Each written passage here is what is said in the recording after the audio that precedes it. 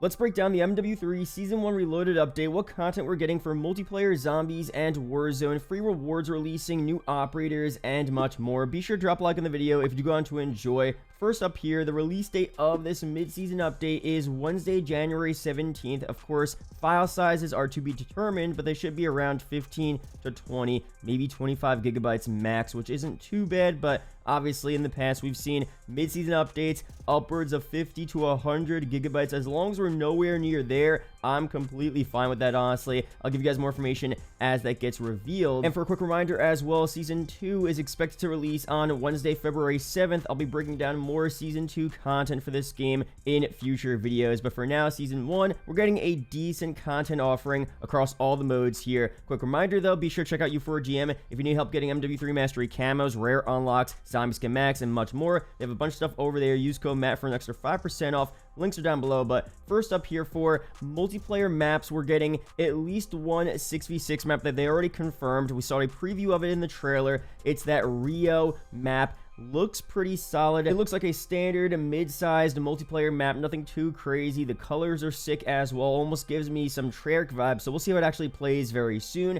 Based on what Sledgehammer has done so far with uniquely made MP maps, Meat and Grease are honestly pretty good, so I'm expecting Rio to be pretty solid as well. Here's the description they give of the map. Take in the vibrant colors of Rio de Janeiro as you battle across an upscale shopping center, face enemies in tight quarters throughout the mall, or move through the vibrant exterior streets in this small to medium-sized map. Look for vantage points in the covered walkway, over the garage, and on top of vehicles. Spacing is tight, so be ready to engage. So again, that's the only MP map they confirmed so far, although we may get some surprise maps returning. Probably not new maps, but maybe some more carry forward maps from MW2, maybe some more maps added to the gunfight playlist as well, but these maps are most likely gonna just be for MW2. I doubt they're gonna have another surprise uniquely made MP map, but you never know. We'll see very soon what they end up adding. And for multiplayer as well, we're getting a pretty major update here with ranked play finally releasing. Warzone ranked play is going to be releasing a bit later on, maybe Season 2 or Season 2 Reloaded, but for Season 1 Reloaded, we're getting MP ranked play. So ranked play is a feature-packed standalone competitive MP mode that leverages the Call of Duty League approved rules, restrictions, maps, and modes. Track your standing with a visible skill rating and earn rewards across multiple skill divisions and tiers. The best of the best will be featured in the top 250 leaderboard and division for the chance to prove themselves as the #1 player. Look for further information, including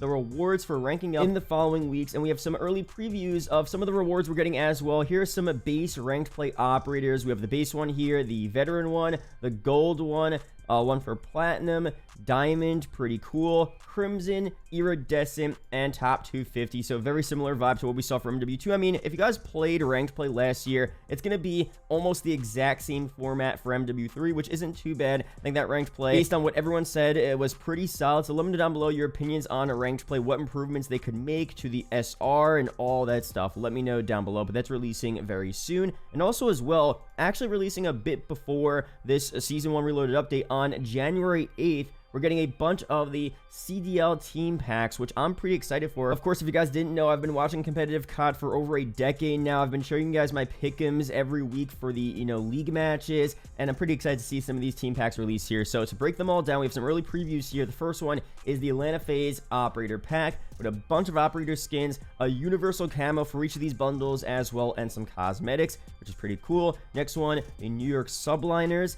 We have the Vegas Legion here, the Minnesota Rocker, Seattle Surge, Los Angeles Thieves, Miami Heretics, the Toronto Ultra, Optic Texas, Boston Breach. We have the Carolina Royal Ravens and the Los Angeles Guerrillas here. So even if you don't watch the CDL, you're not a fan of any of the teams, some of the operators are pretty sick, like the Carolina skin. That blue is really cool. The Atlanta FaZe one as well pops. So if you guys just want some cool operator skins and a universal camo, maybe you could check that out and pick one up. We'll see very soon what they look like in game, but based on these early images, they look pretty good. Now for some more stuff happening in MW3 and Warzone as well, we're getting a pretty big event here to start off the Reloaded update on January 17th. It's going to be the Boys event returning. We saw it last year. It's coming back again. We have a couple of early previews of what we're getting here. First off, for the operators, we know we're getting A-Train and Firecracker. These will both be in separate operator bundles,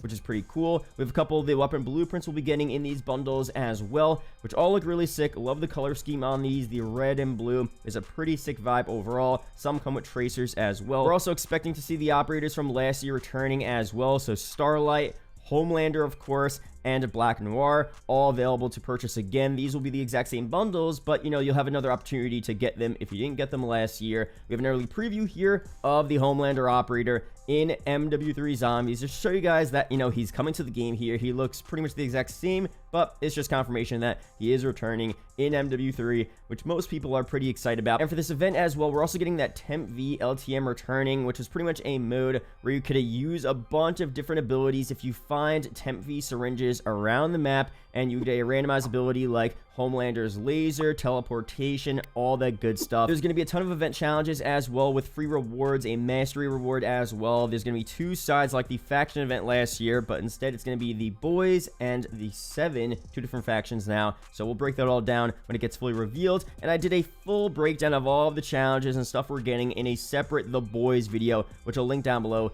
in the description. And that should be the final event we're getting for Season 1. We talked about other events as well. The Walking Dead event releasing. I'm not expecting that to release until after Season 2, but maybe they surprise us and drop it at the end of Season 1. We'll see very soon. But for more content releasing, we're getting another weapon in this game through the Armory Unlock. We have the HRM-9 SMG. As of recording this video, it's not out now. Maybe it releases before Season 1 Reloaded. It's definitely entirely possible. So let me know down below when you guys are watching this video if the HRM-9 is actually out, because it may release before that Reloaded update. A light yet stable 9mm submachine gun for close quarters combat and putting down enemies quickly, sporting a high fire rate and excellent handling and mobility. The HMR-9, I think I said that incorrectly, is the perfect fit for aggressive run and gun playstyles. Aim down sights for precise fire, or enter tac stance and run circles around your enemies. Use Gunsmith to enhance the weapon's mid-range capabilities, improve its close quarters performance, or a combination of the two. Can't wait for that one. Looks pretty solid, and all of the other DLC weapons should be out by now as well.